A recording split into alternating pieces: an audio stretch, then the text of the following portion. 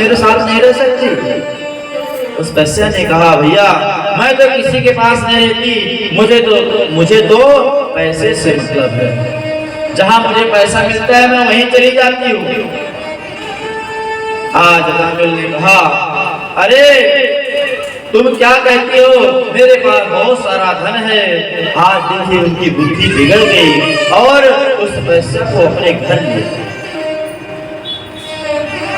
वैश्य ने कहा मैं तुम्हारी पत्नी के साथ नहीं रहूंगी, मैं तो अकेले रहूंगी, तुम्हारे घर में कोई नहीं रहना चाहिए। आज उस अजामिल ने अपने घर से अपनी पत्नी को निकाल दिया, अपने बच्चों को निकाल दिया, अपने माँ बाप को भी निकाल दिया और उस वैश्य के साथ प्रेम से रहे। अब क्या होता, जो वैश्या कहती वही करता। अब भाई वैश्या है तो खूब सारा धन लगता, खूब खाने पीने को इधर चीजें लगती। अब पैसा कहाँ से आए? अब ऐसा काम करने लगा तो कहीं कुछ चलने ना लगा, पंडिताई पूजा पाठ कुछ नहीं चलता। तो वह अब चोरी डकैती भी करने लगा, खूब बड़े बड़े पाप कर्म करने लगा। आज ये बुद्धि है ना, ये बुद्धि कुछ भी करा सकती। कितना अच्छा घर परिवार चल रहा था, कितनी शांति से सब कुछ चल रहा था, और आज उनकी बुद्धि खराब हो गई। आज उस वैश्या को जब घर में लेकर के रखने लगे तो और भी बुरे कर्म करने लगे। एक दिन चातुर्मास आया और चातुर्मास में संत महाराज आज कन्नौज में उस गांव में पहुंचे जहां अजामिल रहता था। संध्या का समय था, उन संतों ने सोचा आज संध्या हो गई है, शाम का वक्त है, अब कहां जाएं, क्यों ना आज इसी गांव में रुके। अब भैया उन संतों ने मन में विचार किया कि रुका कहां जाए। तो कुछ बालक मिल रहे थे, उन बालकों से पूछे भैया क्या यहाँ किसी ब्राह्मण का घर है, किसी भक्त का घर है जिसके घर में हम जाकर के एक रात गुजार सके। तो आज उन बालकों ने हंसी हंसी में आज अजामिल का घर बता दिया, एक दुष्ट का घर बता दिया, भक्त अजामिल का घर, कि भैया अगर हाँ आपको रहना है, आज रात्रि विश्राम करना है, तो एक बहुत अच्छा भक्त है, ब्राह्मण है, अजामिल के यहाँ चले जाओ। आज जैसे वह संत गए हैं और संत जब अजामिल के दरवाजे पर पहुंचे हैं, आवाज लगाई है दरवाजे से, अरे भक्त अजामिल, अरे ब्राह्मण अजामिल, आओ हम आपसे मिलने के लिए आए हैं, आज रात्रि में हम आपके यहाँ विश्राम करेंगे। अजामिल तो घर में था नहीं, वैसे थी, दौड़ी दौड़ी आई, बोले कौन है। संतों ने कहा देवी हम आए हैं। जैसे ही वैसा ने देखा, अरे ये संत कहां से आ गए और ये भक्त अजामिल क्यों पुकार रहा। वे वैसा कहती है, अरे महाराज यहाँ कोई भक्त नहीं रहता या भक्त अजामिल नहीं रहता, यहाँ तो पापी अजामिल रहता है, दुष्ट अजामिल रहता है। आप कृपया करके यहाँ से चले जाओ, किसी दूसरे के घर चले जाओ। अभी अच्छा है मेरे पति देव नहीं है, अगर मेरे पति होते तो आप सबको मार करके भगा देते और आपका डंडा खाऊं और ये जो लोटा वोटा लिए हैं सब कुछ छीन लेते। इतने में अजामिल आ गया सामने से, बोला क्या हुआ। आज उस वैश्य ने बताया, अरे ये संत कहीं से आए हैं और आज रात्रि में कह रहे हैं यहाँ विश्राम चाहिए। अजामिल ने कहा, अरे यहाँ से भक्ति हो, यहाँ से चले जाओ, यहाँ मैं तुम्हारा सब कुछ छीन लूंगा, मैं तुम्हें क्या खिलाऊंगा, तुम्हें क्या दूंगा। आज वे संत सभी कहते हैं, अजामिल अगर हम आपके दरवाजे पर आए हैं तो शायद भगवान की कोई लीला होगी। अच्छा ये बताओ तुम्हारे कितने बच्चे हैं। अजामिल ने कहा, मेरे 9 बच्चे हैं, 9 बेटा है। बोले अच्छा, बोले और भी कोई बच्चा है। बोले हाँ, 10वां बच्चा अभी मेरी पत्नी के गर्भ में है, अभी वह होने वाला। आज संतों ने कहा, हम अगर आपके यहाँ पर आए हैं तो कोई न कोई तो बात होगी। आप हमको यहाँ रखो या ना रखो, परंतु हमारे एक बात मान लेना। बोले क्या? बोले काम करना, जो आपका ये 10वां पुत्र होगा ना, बोले क्या करना? बोले जो 10वां पुत्र होगा इसका नाम नारायण रखिए। आज अजामिल ने कहा, अरे महात्मा आप तुम जाओ, ठीक है मैं आपकी बात मान लूंगा, जब मेरा 10वां बच्चा होगा तो उसका नाम नारायण रखना।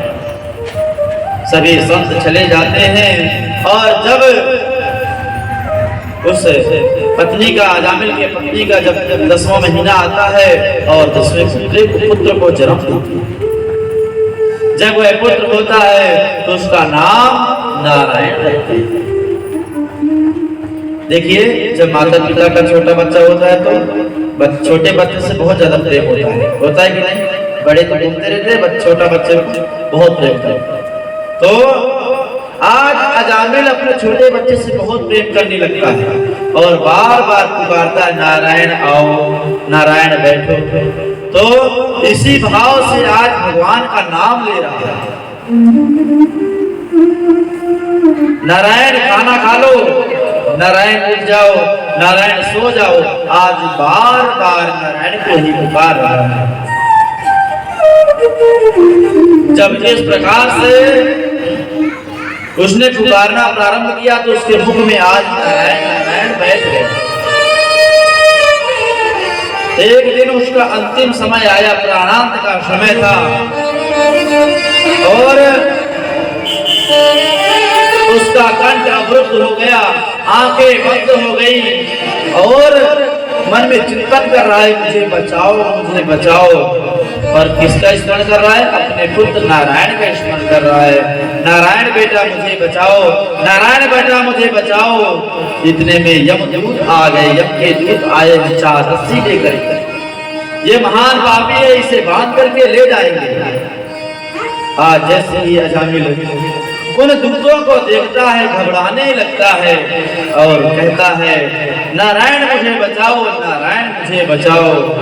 उसी समय जब अजामिल के प्राण निकलते हैं तो यमदूत उसको पकड़ लेते हैं कि ये महान पापी है। उसी समय जब अंत में उसने नारायण को पुकारा है तो आज भगवान विष्णु ने अपने दूतों को भेज दिया है, भैया जाओ, मेरा भक्त कोई मुझे पुकार रहा है।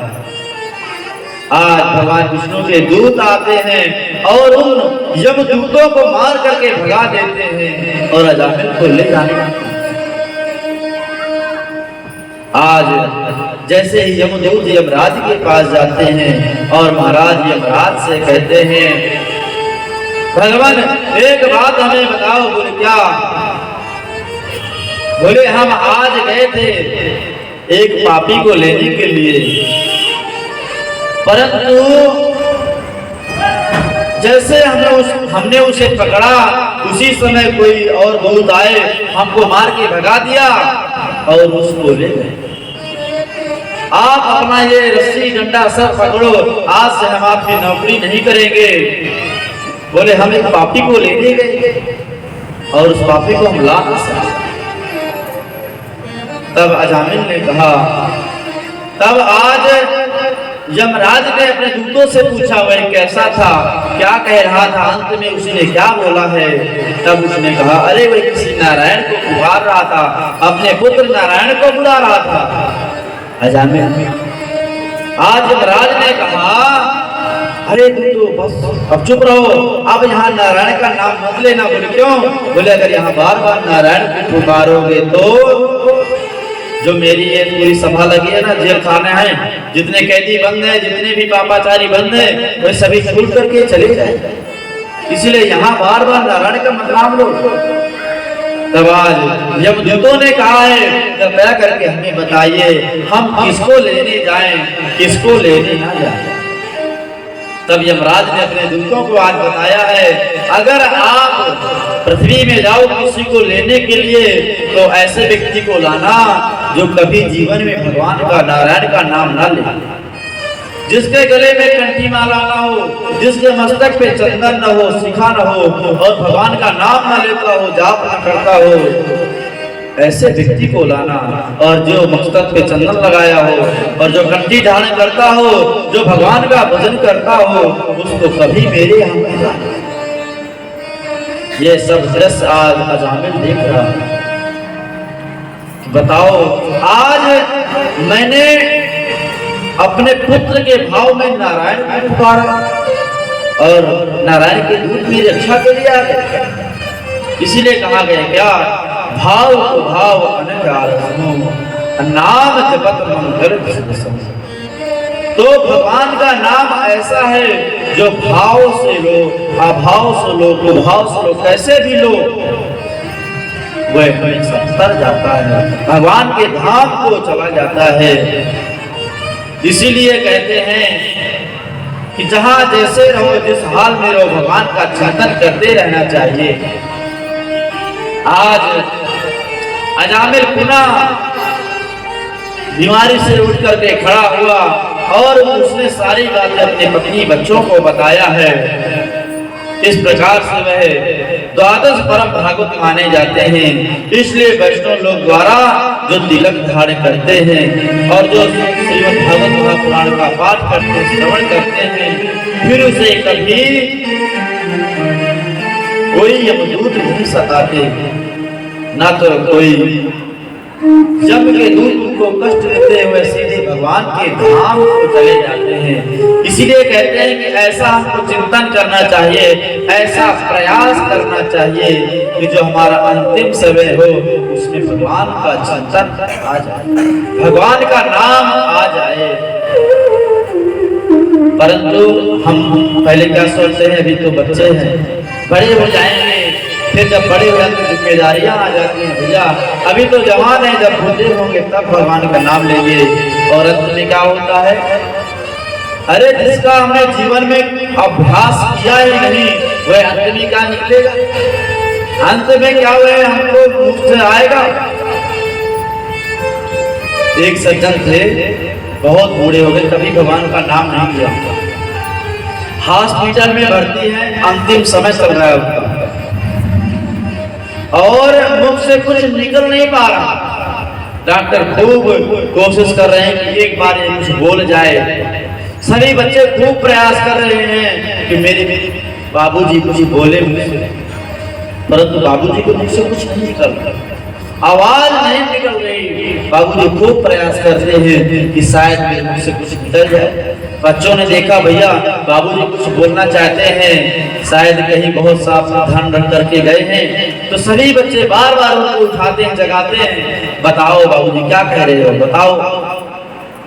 और जब बहुत प्रयासों के बाद उनके मुख से आवाज निकलती है तो बाबूजी क्या कहते हैं, अरे भैया बाहर देखो, वह बछड़ा सारा अनाज खाए जा रहा है। अरे इतनी मुश्किल के बाद आवाज निकली और संसार में लगा, क्या कह रहा है, देखो बछड़ा अनाज खा रहा है। अरे बार बार उससे बुला रहे, नारायण का नाम लो, भगवान का नाम लो, पर जब कभी जीवन में उसने नारायण का, भगवान का नाम लिया नहीं, तो क्या अंत में निकलेगा। एक सज्जन थे, बहुत ज्ञानी थे, उन्होंने कहा अच्छा एक काम करो, मैं इनसे नाम लिवा लूंगा भगवान का। उसने कहा चलो सब हटो, सामने खड़े हो गए, बोले बाबूजी बोलो राम। अब इस व्यक्ति के मुख से राम आवाज ना, बोले बाबूजी बोलो राम, अब आवाज तो निकल नहीं रही। बहुत देर बाद वह कहता है मुझसे नहीं बोला जा रहा, वह मुझसे नहीं बोला जा रहा, ये जो तुम बोल रहे हो नहीं बोला जा रहा। वह व्यक्ति बहुत समझदार था, बोला बाबूजी एक बात बताओ। बोले क्या नहीं बोला जा रहा। तो ये नहीं कहते कि मुझसे राम नहीं बोला जा रहा, बोले मुझसे वही नहीं बोला जा रहा। बोले क्या, बोले जो आप बुलवा रहे हैं। तो इसलिए कहते हैं कि हमको अगर भगवान का नाम अंतिम में निकलवाना है तो धीरे धीरे हमको प्रयास करना चाहिए। आज जब धीरे धीरे हम प्रयास करेंगे तो धीरे धीरे और हमारा जो प्रयास बढ़ता जाएगा, भगवान का नाम आते जाएगा। इस प्रकार से बताते हैं कि हमको ऐसा प्रयास करना चाहिए कि हमारे जीवन में हमेशा भगवान का नाम निकलता रहे। इस प्रकार से बताते हैं कि अब की बार महाराज ब्रह्मा जी ने 10,000 पुत्रों को जन्म दिया है और इन सब पुत्रों को आज नारद जी ने सबको बाबा बना दिया। नारद जी महाराज गए हैं और उनसे कहा है, भैया अगर आपको गृहस्थी बनना है तो बन जाना, परंतु हमारे कुछ प्रश्न हैं जिनका उत्तर दो। उन्होंने कहा ठीक है भैया, पूछो क्या उत्तर है। उन्होंने पूछा, एक बात बताओ, दोनों ओर बहने वाली को नदी को देखा है? बोले नहीं। तो बोले नहीं देखा ना? बोले हम बताते हैं। बोले जो माया है वही दोनों ओर से बहने वाली है। इस प्रकार से बोला है। पूछे हैं कि भैया ऐसा कौन सा बिल है जिसमें घुसने के बाद दोबारा नहीं निकलता? वो जो 10,000 पुत्र थे, उन्होंने कहा भैया हमको नहीं पता। उन्होंने कहा जो ऐसा बिल है मोक्ष, जहाँ मोक्ष में जाने के बाद दोबारा हम नहीं निकल पाते। फिर उन्होंने पूछा ऐसा कौन सा पक्षी है जिसकी विचित्र भाषा है? उन्होंने कहा हम नहीं जानते। तब उन्होंने कहा ये जो शास्त्र है यही विचित्र है, कभी कुछ कहता है कभी कुछ कहता है, फिर भी हम इसे समझ नहीं पाते। इसके बाद फिर उन्होंने पूछा कि पुष्कर की पत्नी को जानते हो? उन्होंने कहा नहीं। बोले पुष्कर की पत्नी का नाम है माधव, जो जिनके पास जाने के बाद फिर कुछ नहीं देखना पड़ता, न किसी के पास जा सकते। तब कहा कि भैया आपने कोई प्रश्न को उत्तर नहीं दिए, इसलिए आप सब हमारे चेला बन जाओ। आज नारद जी महाराज ने सबको बाबा बना। जब ब्रह्मा जी ने देखा कि भैया इतने पुत्रों को इसने बाबा बना दिया, आए और उनको श्राप दे दिया। बोले भैया और आज के बाद आपको श्राप देते हैं, आप एक जगह पर टिक नहीं सकते। नारद जी महाराज ने कहा तथास्तु, कोई बात नहीं, अच्छी बात है, मुझे एक जगह रुकने में अच्छा भी नहीं लगता। इसके बाद अब की बार महाराज दक्ष ने 60 कन्याओं को जन्म दिया और दक्ष की इन्हीं 60 कन्याओं से संसार का विस्तार हुआ है।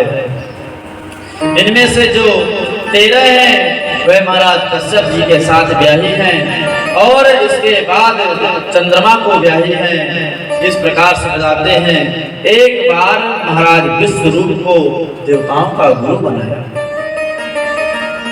तब परीक्षित जी ने पूछ लिया, महाराज एक बात बताओ, हमने सुना देवताओं के गुरु तो बृहस्पति हैं, फिर विश्वरूप को क्यों बनाया? तब बताते हैं कि एक बार महाराज बृहस्पति गए थे महाराज इंद्र से मिलने के लिए, परंतु महाराज इंद्र अप्सराओं के नृत्य में बिजी थे, उन्होंने उनको अनदेखा कर दिया। तब से महाराज बृहस्पति देव क्रोधित हो गए, गुस्सा हो गए, जिससे कि वह छोड़ दिया उनको। बोले हम आपके आज के बाद आपका गुरु नहीं बनेंगे। इस प्रकार से विश्वरूप को फिर गुरु बनाया है। और विश्वरूप जी जो हैं वह दैत्यों के भी मामा लगते हैं।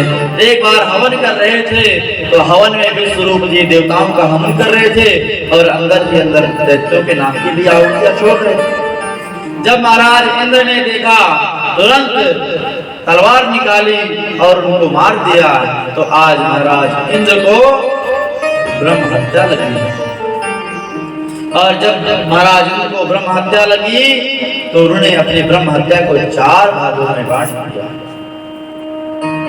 इस प्रकार से जब उन्होंने अपनी ब्रह्म हत्या को 4 जगह बांट दिया तो उसके बाद उन्होंने आज एक यज्ञ किया है और उस यज्ञ से उन्होंने कहा है कि एक ऐसा देव प्रकट हो जो इस विश्वरूप के जो शत्रु है इंद्र उनका हत्या कर सके। तो आज उस यज्ञ से महाराज वृत्तासुर प्रकट हुए। वृत्तासुर बहुत बलशाली थे। महाराज इंद्र जाते हैं और उनसे युद्ध के लिए तो उनसे परास्त हो जाते हैं। बोले भैया हम युद्ध नहीं कर सकते।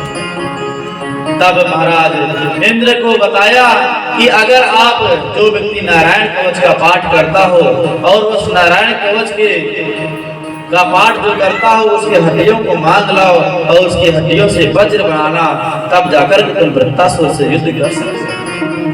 महाराज इंद्र गए और दधीची मुनि के पास जाकर के कहा, प्रभु आप नारायण कवच का पाठ करते हैं, कृपया करके आप अपनी हड्डियों का दान करो। दधीची मुनि ने पहले तो मना किया, बोले कोई बात नहीं, चलो हम दे देते हैं। उसके बाद मान गए और अपने हड्डियों को दान दे दिया। महाराज इंद्र आज उन हड्डियों से अस्त्र बनाते हैं, ब्रह्मास्त्र, और वृत्तासुर से युद्ध के लिए जाते हैं। परंतु जैसे उस अस्त्र को देखते हैं वृत्तासुर आज भगवान का दर्शन करने लगते हैं उसी अस्त्र में और प्रणाम करने लगते हैं। आज यहाँ पर वृत्तासुर ने 3 भावों में भगवान की स्तुति कर दी। कैसे स्तुति? उन्होंने कहा, अहम हरे तव पादैक मूला दासानुदासो भवितास्मि भूया मला स्मरेता सुपतेर्गुणास्ते गणित वाकर्म करो काया। आज वृत्तासुर बोले, हे प्रभु, मैं आपका दास भले ही ना बन सकूं, पर आप मुझे अपने दासों का दास बना लीजिए। आज यहाँ पर वृत्तासुर बहुत सुंदर भगवान की स्तुति करता है और यहाँ पर आज वृत्तासुर ने 3 दृष्टांतों से भगवान को प्रणाम किया है।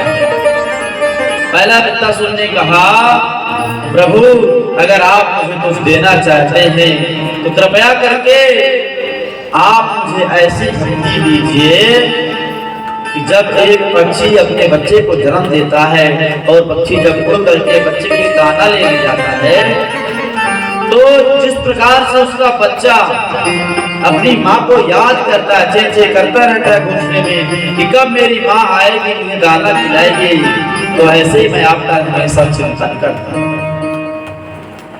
तब किसी ने कहा, भैया ये तो भूख है, जब बच्चे को भूख लगी तब वह पुकारता। तब कहा ये भक्ति नहीं जमी। तब उसने कहा, आप मुझे दूसरी भक्ति देना। बोले कैसे? बोले एक जब गाय गौचारण के लिए जाती है और उसका बच्चा घर के शाम के वक्त अपनी माँ का रास्ता देखता है, इस प्रकार से प्रभु मैं आपका हमेशा ध्यान करता रहूं, चिंतन करता। फिर किसी ने कहा, भैया ये व्यक्ति भी जमी नहीं। तब वह कहता है, तीसरी बार कहता है, प्रभु अगर आप मुझे अपनी भक्ति देना चाहते हैं तो ऐसी भक्ति देना। कैसी? प्रियम प्रियवा पुष्पम शृणा। जैसे परदेश गए हुए प्रीतम को उसकी प्रिया बैठे बैठे घर में चिंतन करती रहती है, मेरे पति कब आएंगे, परदेश से कब आएंगे। ऐसी भक्ति आप मुझे देना कि मैं भी आपका हमेशा चिंतन करता हूं। जिस प्रकार एक बालक का विवाह हुआ और विवाह होते ही जब पत्नी को घर लेकर के आया तो उसका काल लेकर आता है कि भैया आपको अपने ड्यूटी में आना है। अब उसने कहा अपनी पत्नी से, देवी मैं जा रहा हूँ 1 महीना के लिए, इसके बाद मैं आऊंगा। और वह जो पत्नी थी वह तो अनपढ़ थी। उसने कहा, आप कितने दिन के लिए जा रहे हैं? पति ने कहा, मैं 1 महीने के लिए जा रहा हूँ। पत्नी ने कहा, मुझे 1 महीना पता ही नहीं कितने दिन होते। उन्होंने कहा ठीक है। एक खिंचा लिया और दीवार में 30 लकीरें खींचता है। 1 महीने में 30 दिन होते हैं तो 30 लकीरों को वह खींचता है और बोलते हैं एक दिन जब वो चला जाए तो एक लकीर को काट दे। उसने कहा ठीक है। आज पति परदेश गए और पत्नी इधर, जैसे रोज सुबह होती एक लकीर को काटने लगी। धीरे धीरे उसने 28-29 लकीरों को काट दिया। जब अंतिम लकीर बची तो वह स्त्री आज चिंतन कर रही है कि आज आखिरी लकीर है, अब मेरे पति आने वाले हैं, मेरे पति आने वाले हैं। तो आज वृत्तासुर ने कहा, आप मुझे भी ऐसी भक्ति दो जो मैं हमेशा आपका ही चिंतन करती हूँ। इस प्रकार वृत्तासुर आज बहुत अच्छी स्तुति करता है भगवान की। उसके बाद वृत्तासुर आज इंद्र भगवान से लड़ने के लिए उद्यत होता है और लड़ते लड़ते आज वृत्तासुर ने महाराज इंद्र को अपने पेट में भर लिया। परंतु वृत्तासुर जब अपने पेट में भर लेता है महाराज इंद्र के पास जो नारायण कवच के द्वारा अस्त्र है उस अस्त्र के द्वारा उसके पेट को फाड़ते फाड़ते आज बाहर। इस प्रकार से बताते हैं कि हमें हमेशा भगवान का चिंतन करते रहना चाहिए, भगवान का हमेशा भजन करते रहना चाहिए। आज वृत्तासुर यहाँ पर बहुत अच्छी भगवान की स्तुति करता है। आइए 2 मिनट हम सभी की स्तुति करें। देखिए हमें सबका ध्यान देना पड़ेगा, सबका ध्यान देना। कुछ कथा सुनने वाले भी कुछ भजन सुनने वाले। महाराज बहुत देर हो गई, आलस आ रहा है, भजन कोई नहीं सुना। तो यह जो संगीत है ये मीठी मीठी दवा है और हमारी जो भागवत है एक कड़वी कड़वी है। पहले बढ़िया मीठा मीठा एक बार सुनाएं, उस बाद फिर अपनी कथा सुनाएं। तो आइए 2 मिनट बढ़िया कीर्तन करते, भगवान का भजन करते, उसके बाद फिर हमारी कथा प्रवेश करेंगे। बोले वृंदावन बिहारी लाल की जय। लगन तुम्हें से लगावे, लगन तुम्हें से लगावे, जो होगा देखा जाएगा। लगन तुमसे लगावे जो होगा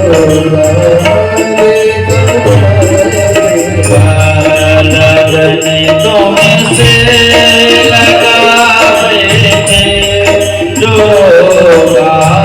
जो देखा जाएगा। तुमसे लगावे जो देखा जाएगा। जो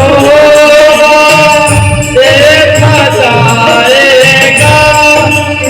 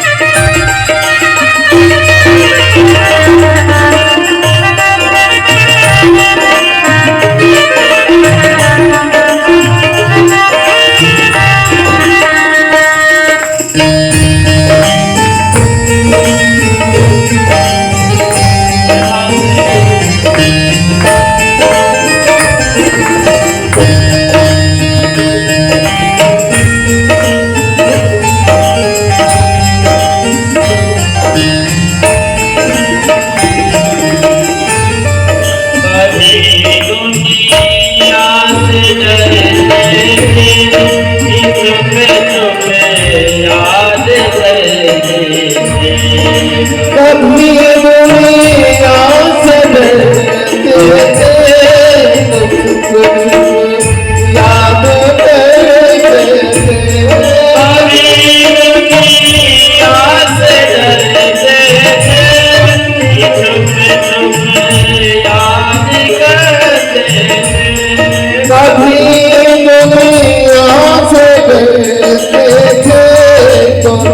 चुप याद करते थे, चुप चुप याद करते लो आगे पर्दा जो अब पर्दा उठा लेते, जो लगन तुमसे लगाते, जो तुमसे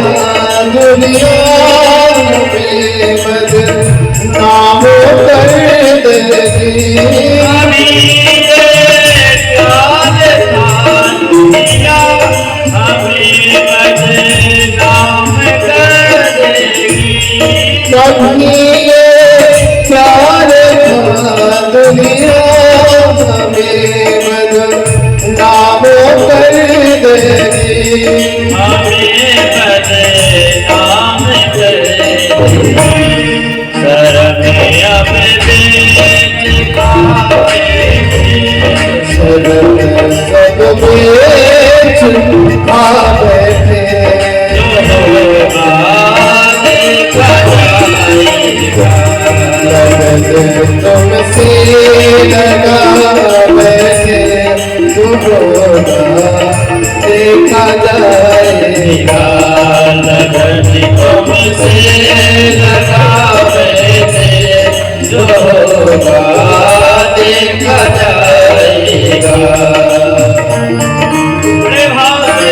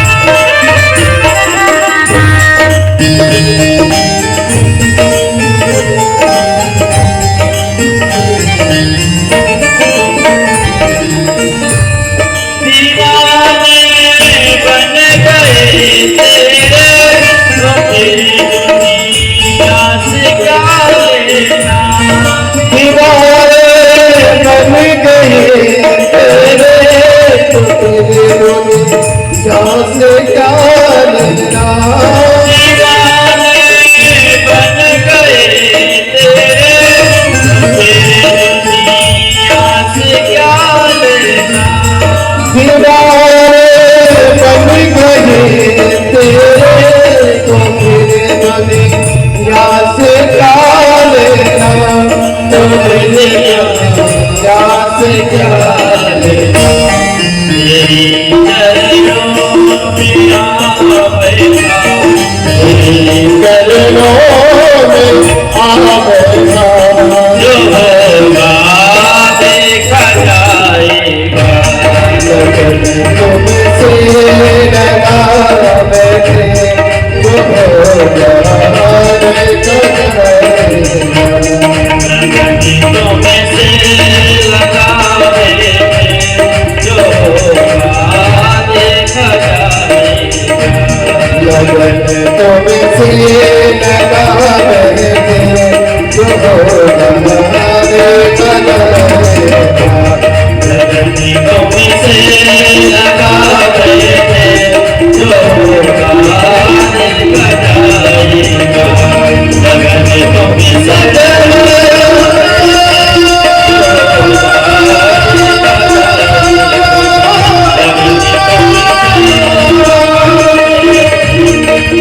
लगन तुमसे लगा बैठे, जो होगा देखा जाएगा। जो होगा देखा जाएगा। मोर पलटा, मोर पलटा उठाएंगे, जो होगा देखा जाएगा। मोर पलटा उठाएंगे, जो होगा देखा जाएगा। जो होगा देखा जाएगा। जो होगा देखा जाएगा। बोले वृंदावन बिहारी लाल की जय हो, बोले भागवत महापुराण की जय हो, जय जय श्री श्री राम। राधे। इस प्रकार से भागवत की कथा चल ही रही थी कि अब की बार महाराज परीक्षित ने महामुनि सुखदेव जी से अब बड़ा सुंदर प्रश्न किया है। क्या प्रश्न किया? बोले महाराज हमें एक बात बताइए। बोले क्या? बोले भैया एक बात ये बताइए कि जो भगवान है वह हमेशा पक्षपात क्यों करते हैं? बोले पक्षपात? हमारे भगवान कभी पक्षपात नहीं करते। बोले क्यों? बोले हमारे भगवान तो समदर्शी हैं। तब आज जब परीक्षित ने कहा क्या ऐसा कोई दैत्य भक्त है जिसकी भगवान ने रक्षा करी हो? तब आज सुखदेव जी महाराज प्रसन्न होकर के बोलते हैं आपने बहुत बढ़िया प्रश्न किया है। एक बार आपके जो धर्मराज युधिष्ठिर हैं इन्होंने भी यही प्रश्न किया था।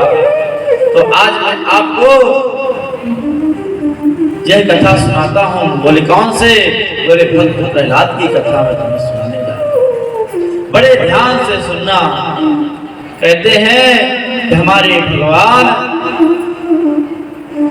कभी भी पक्षपात नहीं करते। भगवान को जो व्यक्ति जिस भाव से भजता है भगवान उसके पास उसी भाव से भजते हैं। गोप्यः कामार्थया कंसो द्वेषा चैर्यादयो नृपान् सम्बन्धात् तृष्णया स्नेहा दूयं भक्त्या वयं विभो। तब कहते हैं कि जो भी भक्त जिस भाव से भगवान को भजता है भगवान उसके पास उसी भाव से पहुंच जाता है। जैसे गोपियों ने भगवान को काम से भजा तो भगवान को काम के रूप में प्राप्त हुए। राजाओं ने उनको द्वेष की दृष्टि से देखा तो आज उनसे युद्ध करके उनका उद्धार किया भगवान ने। और द्वारिका वासियों ने और मथुरा वासियों ने वृंदावन वासियों ने भगवान को प्रेम से भजा तो भगवान उनके पास प्रेम से पहुंचे। तब बताते हैं परीक्षित आपने जो प्रश्न किया है बहुत ही उत्तम प्रश्न है। आज कृपया करके हम आपको भक्त प्रहलाद का चरित्र सुनाने जा रहे हैं। बोले आपने पहले सुना कि जो हिरण्याक्ष था उसका भगवान ने उद्धार किया। तो जो हिरण्याक्ष का भाई था हिरण्यकश्यपु, जब से उसके भाई को भगवान ने मारा तब से हिरण्यकश्यपु भगवान से लड़ने के लिए घूमता रहा। एक दिन उसने क्या सोचा कि अगर मैं अमर हो जाऊं तो फिर मुझे कोई मार नहीं सकता। तो आज हिरण्यकश्यपु ने मन में विचार किया और मन में विचार करते ही वह आज गंगा जी के किनारे गया, एक तलहटी में गया और वहां जाकर के एक अंगूठे के बल से खड़ा हो गया। पैर के अंगूठे के बल से आज हिरण्यकश्यपु खड़ा हुआ और वो महाराज ब्रह्मा जी की आराधना कर दिया। आज हिरण्यकश्यपु ने इतनी आराधना करी महाराज ब्रह्मा जी की कि ब्रह्मा जी प्रसन्न हो गए। उनकी हिरण्यकश्यपु के पत्नी का नाम है कयाधु और महारानी कयाधु गर्भवती हैं। उनके पेट में बच्चा है और जब हिरण्यकश्यपु भगवान की आराधना के लिए गए तो इधर नारद जी महाराज ने महारानी कयाधु को भगवान की कथा सुना करके जो कयाधु के पेट में बच्चा है उसको भगवान का भक्त बना दिया।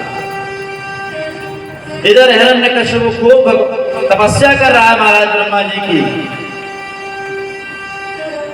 आज हिरण्यकश्यपु ने बहुत तपस्या करी, खूब तपस्या करी।